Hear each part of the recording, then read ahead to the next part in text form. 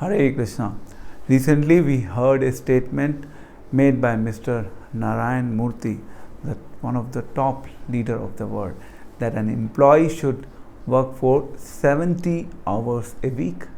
And likewise, thereafter, the L&T chairman, Mr. Subramaniam, also made a statement when he said that an employee should work 90 hours a week.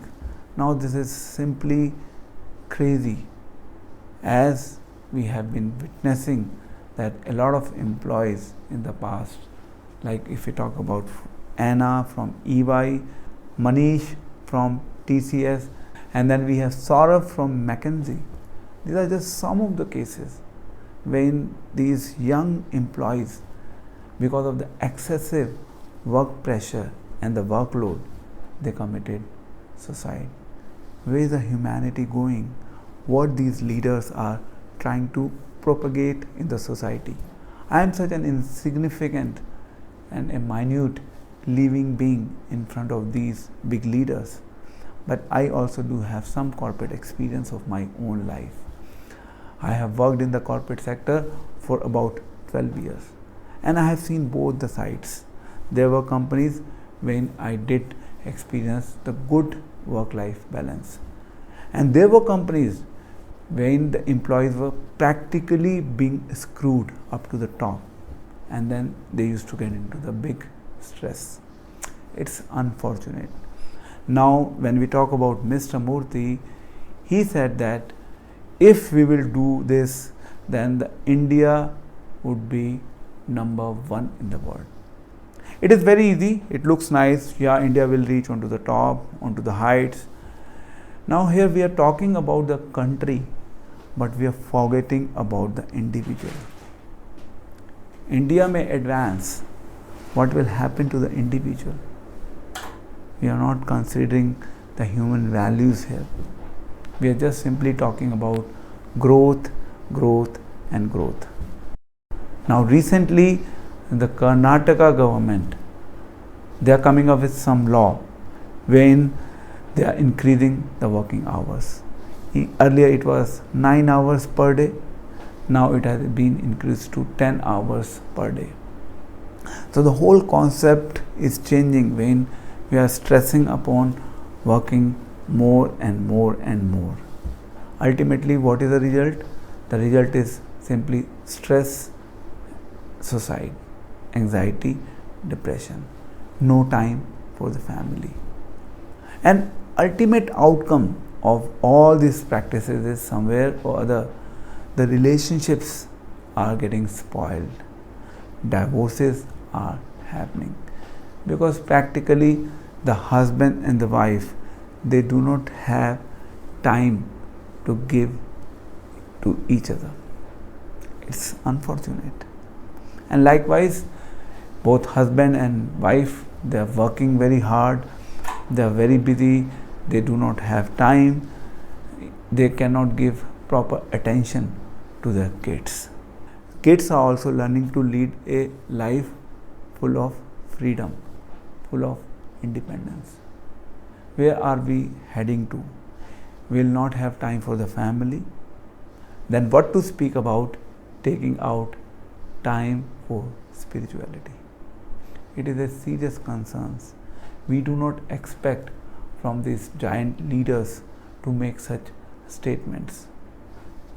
No doubt they may grow on top by advocating these principles, but just look at it carefully. Ultimately, it is somewhere or other creating more and more frustration in the society. Somewhere or other, it is creating an era of selfishness. Because at the end of the day, the employer wants to suck the employee so that he can make more profits. On the other side, the employee is being sucked. So it's just exploitation and nothing else. The selfish pursuits of the employer are being fulfilled at the stake of the life of the employees. So we need to inculcate the principle of work-life balance into the corporate sector. It is an essential necessity. Again, as I said in the beginning, they are giant, they are big people.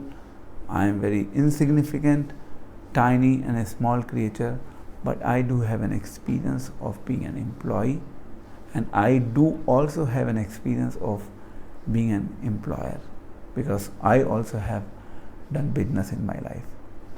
So we have to treat humans like humans. We do not have to treat them like slaves. We cannot advocate these practices in the name of the very fact that India will grow through these practices. We can take an example of Japan. If you look at the history of Japan, in Japan the concept was there that employees, people used to work for about 12 hours a day. What happened over a period of time? They followed this practice consistently for a good amount of time. No doubt in that process Japan did grow well. But now what is happening? Now we are observing, it is coming to our notice that some way or other it is impacting on the relationships. And because of that, some way or other, population is declining. It is creating more and more problem in their social system. It is leading to social chaos. And we are some way or other also, being Indians, trying to be a victim of these practices. We need to be mindful about it. We need to be conscious about it. And we cannot take things lightly. We are Indians. Our culture teaches us to live with spiritual values. And to live with spiritual values, we need to actually have some time in life. But if these leaders will promote these ideologies, then what would be happening? People will not have time at all, either for spirituality or for their family. And then more and more chaos will happen in the society. More and more disturbances will be taking place.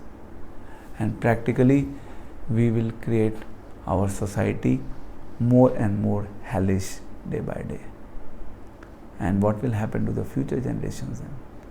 They will be victim of what we are trying to advocate, which is taking us in an adverse direction. Let's give a pause, let's think about it, and let's see what we can do to manage things better. Now again, I'm not saying that all corporates are following these practices. I just took an example of some of the leaders who are advocating it. At some places, the environment may be conducive, environment may be healthy. So please do not generalize my statements. I am not trying to criticize anyone here, but I am really against this ideology when people are simply being screwed for working hard like animals. They will get good money, no doubt, but let's remember a rule: money cannot just give us a pure happy life. Money may be a necessity, but necessity cannot just always give us happiness. We should be mindful about it. Thank you very much. See you again. Stay connected. Hare Krishna.